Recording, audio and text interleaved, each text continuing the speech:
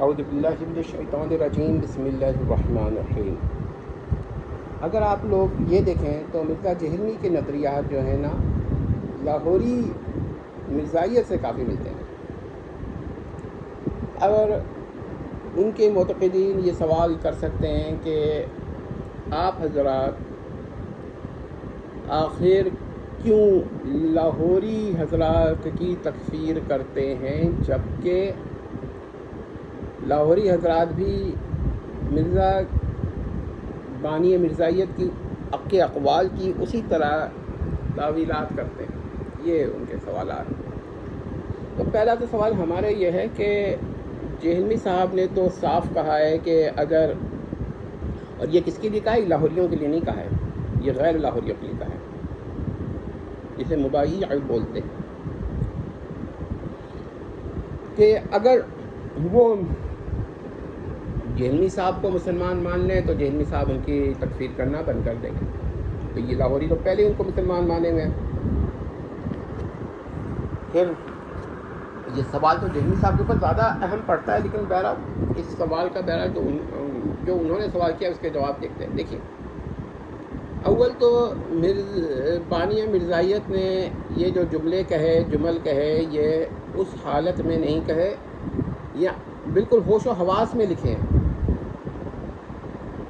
کوئی خواب کا واقعہ ہوتا ہے، وہ خواب کو جھوٹا قرار دے رہا ہوتا ہے نا کہ یہ ہے، تو الگ بات ہوتی ہے۔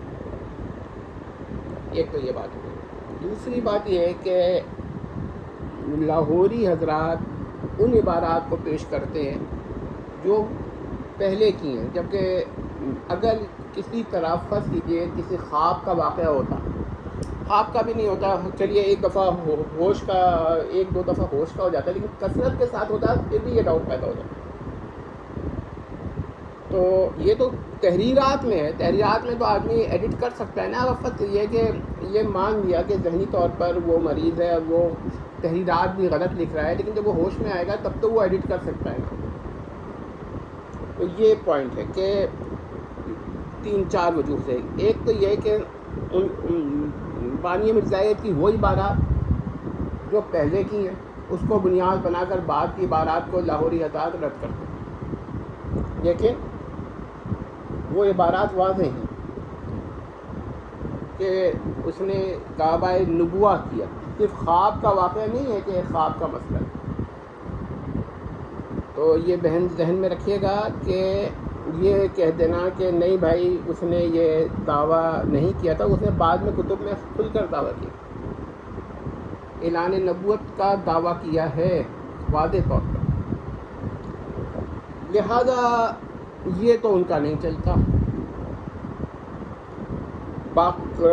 دفاع باقی وہ لوگ بھی یہ کہتے ہیں کہ فلاں نے یہ کہا، فلاں نے کہا، آپ وہاں تعویل کرتے ہیں۔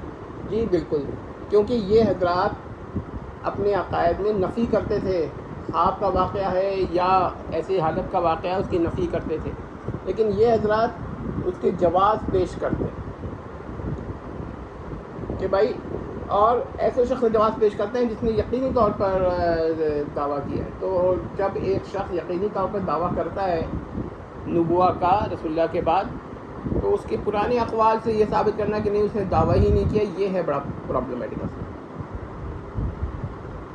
اس پر فرق کو نظر انداز نہ کیجیے۔ بہرحال جہلمی صاحب شاید گرمی محفل کے لیے کوئی جملے اس طرح بول دیں، طنز کر دیں، لیکن علمی طور پر ظاہر ہے کہ ہر آدمی سمجھتا ہے کہ جو علمی طور پہ بات کرتا ہے وہ گرمی محفل کے لیے اس طرح کے جملے نہیں بولتا، اور اس طرح کے جمل کا تکلم یہ دلیل ہے کہ آپ کے پاس علمی دلائل نہیں بلکہ جذباتیت ہے، تمسخرات ہے۔ جذباتیات سے لوگوں کو تنگ کرنا اور چیز ہے، اور دلائل کے ساتھ، یہ تو خیر خود جہلمی صاحب نے بھی کہا ہے کہ جذبات کا دلائل علمیہ میں کوئی تعلق نہیں ہوتا، لیکن بہرحال خود بھی اس پر کارآمد نہیں رہے۔ تو یہ بات ہم نے پہلے یہ بتا دی۔ بہت لوگوں کو یہ سوال کرتے ہیں کہ اس کے عقائد کیا تھے، تو یہ اس پر نہیں آئیں گے، وہ یہ کہیں گے کہ بھائی نہیں اس نے تو یہ دعویٰ ہی نہیں کیا تھا۔ تو ان کی کتب میں جو دعوے ہیں یہ واضح ہیں دعویٰ، اس کا انکار جہلمی صاحب اگر کرتے ہیں تو یہ ٹھیک نہیں ہے۔ امید کرتے ہیں مسئلہ آپ کی سمجھ میں آ گیا ہوگا۔ والسلام۔